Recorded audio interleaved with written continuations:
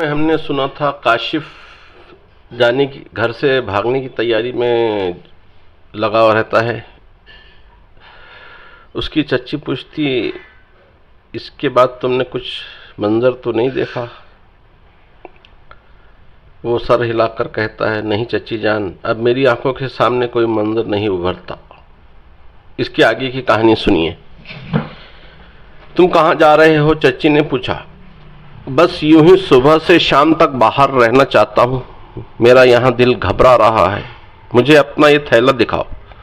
उन्होंने कदरे तेज आवाज में कहा। मैंने थैले को समेट लिया क्योंकि इसमें 3,500 रुपये थे। चच्ची ने जबरदस्ती थैले को मुझसे छीनने की कोशिश की।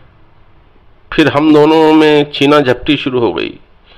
वो कभी कभार समझा रही थी और कभी डांट रही थी। अगर तुम मुझे थैले को नहीं देखने दोगे तो मैं शोर मचाऊंगी, फिर तुम यहां से नहीं जा सकोगे।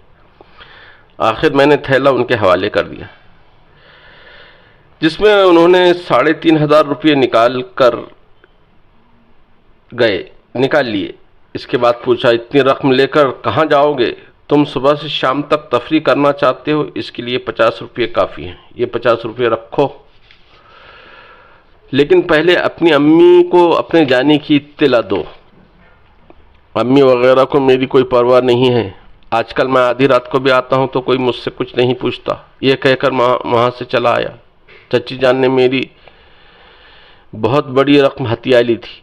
मैं रकम के बगैर बाहर कुछ अरसे भी नहीं रह सकता था। फिर भी मुझे उम्मीद थी कि किसी दोस्त से कर्ज लेकर कुछ रोज़ बाहर गुजार लूँगा। कोठी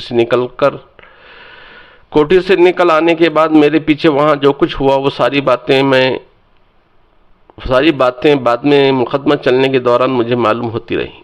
हुआ यह था कि चचा जान कहीं छुप कर मेरी और चच्ची जान की बातें सुन रहे थे।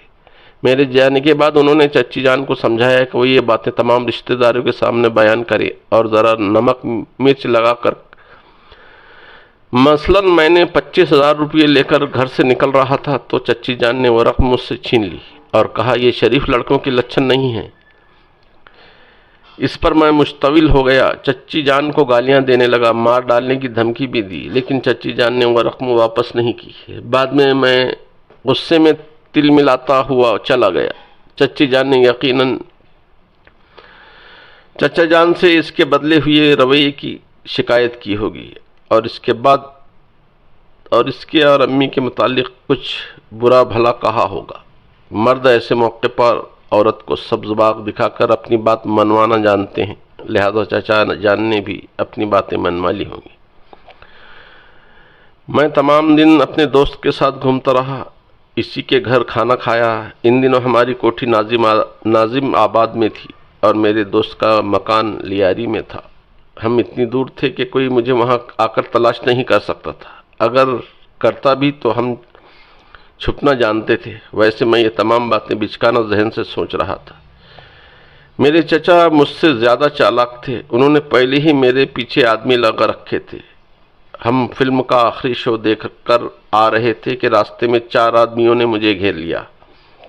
एक ने मेरे मुंह पर हाथ रखा, दूसरे ने मेरे साथी को तमाचा मारा, फिर उसे उठाकर एक तरफ फेंक दिया। वो सहमकर वहां से भागता चला गया। इसके आगे की कहानी अगली वीडियो में मुलाकात करते हैं। तब तक के लिए इजाज़त दीजिए। खुदा हाफिज़।